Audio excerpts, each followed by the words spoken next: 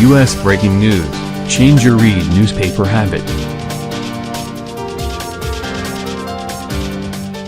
Los Angeles, Reuters, 200 faculty members of the University of Southern California on Tuesday called for the USC's top official to resign over the school's handling of complaints that a campus health clinic gynecologist sexually abused his patients during pelvic exams.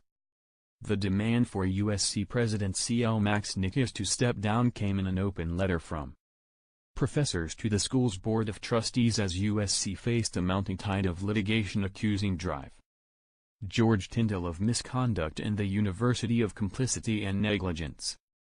Tyndall resigned from the university last year after an internal inquiry found his pelvic examination practices were beyond accepted medical standards and that he had harassed patients.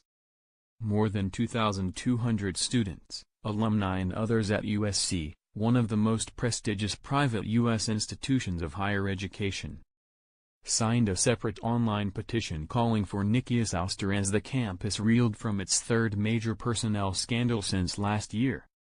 The university has acknowledged failing to properly act on at least 8 complaints made against Tyndall between 2000 and 2014. Several former patients have filed civil lawsuits in the past 2 days, and one new accusation lodged in a sworn declaration released on Tuesday dates back to 1991. A hotline and special website that USC set up recently have received about 200 more reports from concerned patients, the university said. The Chinese government last week voiced deep concern over reports that many of Tyndall's alleged victims were foreign students from China. Tyndall, 71, could not be reached by Reuters for comment. However, in interviews with the Los Angeles Times he has denied wrongdoing and defended the efficacy of his medical exams. No active criminal probe. The university recently brought the situation to the attention of the Los Angeles County District Attorney's Office, which referred the matter on May 9 to the Los Angeles Police Department to investigate potential criminal misconduct, a spokesman for the DA said in an email. An LAPD spokesman, Tony M., said on Tuesday police have no active criminal investigation on this matter. Responding to the faculty letter, USC Board of Trustees Chairman John Mork said in a statement that the board's executive committee had full confidence in Nikias.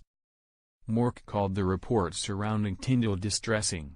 Nikias acknowledged the faculty's anger and frustration in a statement on Tuesday, and said he was committed to working with them to implement a new action plan to address the crisis and to change the culture.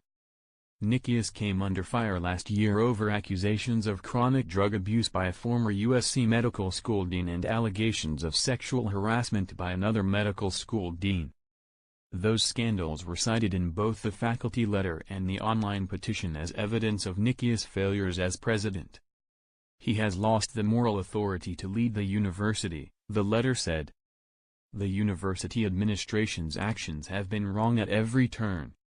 The letter pointed to the fact, acknowledged by USC, that the university allowed Tyndall to quietly resign last year, following the inquiry, without reporting him to the state medical board.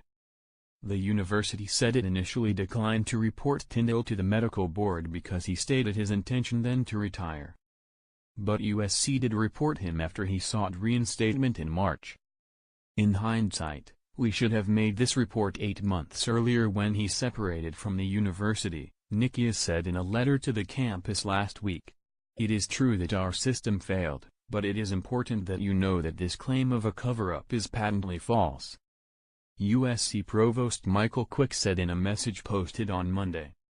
Several accusers who alleged Tyndall molested them under the guise of medical treatment recounted a sense of something being wrong at the time but not fully comprehending the encounters as sexual abuse until reading about other allegations in the Los Angeles Times earlier this month.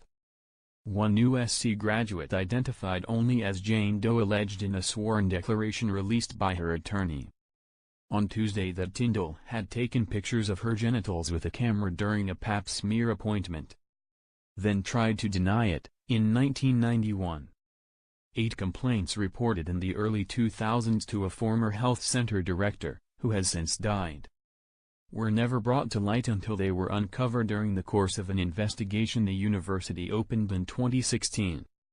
That probe was launched, and Tyndall was suspended, after a staff member at the Student Health Center came forward with reports that he had made sexually inappropriate comments to patients.